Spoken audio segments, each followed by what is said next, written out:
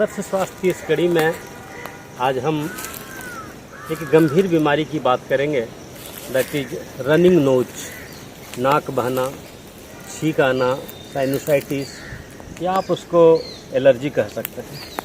ये बड़ी कॉमन बीमारी हो गई आज, क्योंकि हम चिकित्सा क्षेत्र में हैं और प्राकृतिक चिकित्सक हैं। यदि 10 में से 7 आदमी से बात करिए आप, तो वो साइनोसाइटिस का या रनिंग नोज का या एलर्जी का रोगी हो चुका है। एक गंभीर समस्या होती जा रही है और इससे बड़ी परेशानी होती है। लगातार सर्दी रहना, नाक बहना, छींक जब आने लगती है तो वो रुकता नहीं है। फिर आँखों के अंदर नोचनी खुजली होने लगता है। विद्यार्थी भी परेशान हो जाता है, वो परीक्षा नहीं दे पाता है। गाड़ी चला रहे हैं तो दिक्कत होती है। घर में गृहिणी जो है वो भी परेशान हो जाती है। बहुत सारे चिकित्सक जो हॉस्पिटल में काम करते हैं, ऑपरेशन थिएटर में काम करते हैं, ऑपरेशन के दौरान ही उनको सर्दी हो जाती है, छींक हो जाती है और इतना ज़्यादा नाक बहता है बहुत सारे लोगों का। मैं उसका एक जीता जागता उदाहरण रहा हूँ। मुझे लंबे समय से एलर्जी हो गया और काफ़ी परेशान था। इतनी ज़्यादा परेशानी होती थी कि जब छींक शुरू होती थी तो बंद ही नहीं होता था।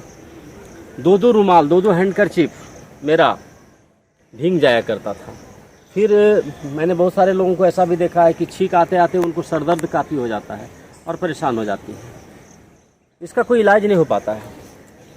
लोग तरह तरह का टेस्ट करवा करके परेशान हो जाता है और फिर अंत में मान लेता है। इतनी छींक होती है, रनिंग नोज इतना ज़्यादा होता है, आँख में इतनी समस्या होती है और बाद में पूरे शरीर में भी दर्द होने लगता है।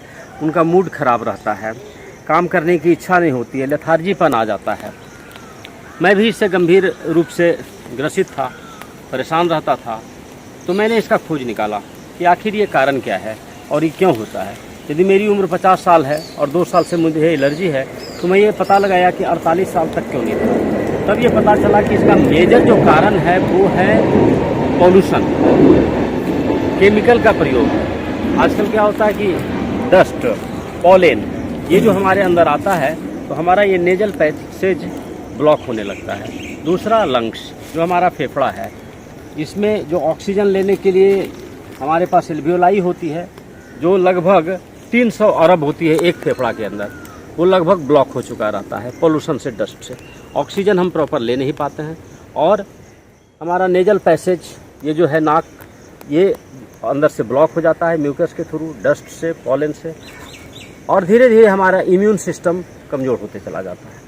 नतीजा क्या होता है कि जैसे ही कोई बाहर की पार्टिकल आई, सपोज करिए आपने कोई अगरबत्ती जलाया और अगरबत्ती से सुगंध आ रहा है, उसमें जो केमिकल डाला, जो फ्रेगरेंस है, वो जैसे ही अंदर में गया ट्रिगर किया, कोई पॉलेन आ गया ट्रिगर किया, कोई डस्ट आया ट्रिगर किया और फिर सर्दी शुरू हो गई। और फिर जस्ट एक सिंपल कोई एलर्जी की दवाई खा लीजिए, कुछ देर के लिए ठीक हो जाएगा, फिर वो चलते ही रहेगा। ये इतनी बड़ी समस्या होते जा रही है कि लोग इससे परेशान हो जा रहे हैं। मैंने इसका एक विकल्प सोचा कि इसको परमानेंट ठीक किया जाए। और मैं आपको बताऊं, विश्वास के साथ कहता हूं कि मैं आज एलर्जी मुक्त हूं। मुझे कोई साइनसाइटिस नहीं है, कोई राइनाइटिस नहीं है, सर्दी नहीं होती है। और मैंने पूरे देश में, देश के बाहर के लोगों के साथ भी संपर्क स्थापित किया कि आप एलर्जी मुक्त हो सकते हैं। इसके लिए कुछ काम करना चाहिए, जो मैंने लोगों को किया, बताया और मैं भी करता हूँ। एक तो जल नीति करना चाहिए। जल नीति करिए, नाक इधर से पानी डाल करके इधर से गिराइए। आप जल नीति सीख लीजिए, बहुत आसान है, नाक साफ होने लगेगा। दूसरा, नाक में मॉइस्चर क्रिएट होना चाहिए। हमेशा रात में सोते समय आप बादाम का तेल या गाय का घी नाक में डालिए।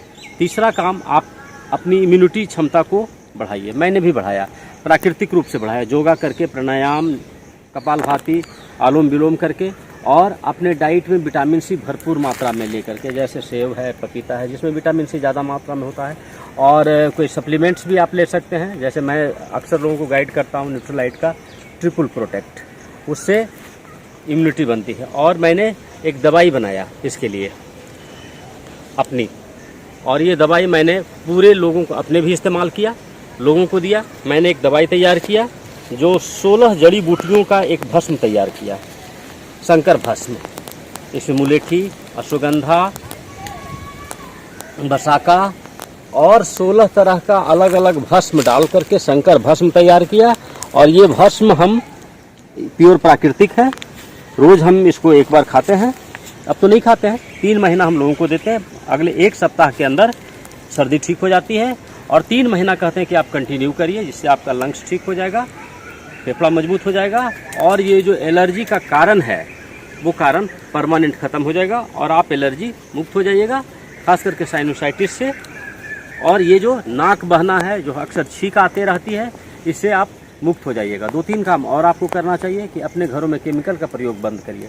जैसे यदि कोई अगरबत्ती जलती है जिसमें केमिकल रहता है वो बंद करना है। थोड़ा प्रिवेंशन और दवाई दोनों मिलके काम करता है, ऐसा नहीं कि केवल दवाई पर डिपेंड करके और प्रिवेंशन कुछ नहीं कर रहे हैं। जैसे डस्ट के एरिया में कम जाना है, ये पता करते रहना होगा कि किस चीज़ों से आपकी एलर्जी ज़्यादा होती है। जैसे ठंडा पानी पीने से हो जाता है तो उसको कम करना है, फ्रिज का पानी से हो जाता है तो कम लेना है, एसी में रहने से हो जाता है तो कोशिश करना है कि हम कम समय में वहाँ रहें और धीरे धीरे हमारा शरीर उस पर सेट करता है। और पॉल्यूशन डस्ट के एरिया में कम जाना है। कोई ऐसा भी केमिकल जहाँ पर ज़्यादा प्रयोग होता है वहाँ से थोड़ा बचने की कोशिश भी करते रहना है जहाँ तक संभव हो। और दवाई खाना है और विटामिन सी सप्लीमेंट के डाइट रूप में लेना है। मैं पूरी गारंटी के साथ कहता हूँ एलर्जी ठीक हो जाएगा और हम एलर्जी मुक्त भारत का सपना देख सकेंगे। तो थैंक यू वेरी मच।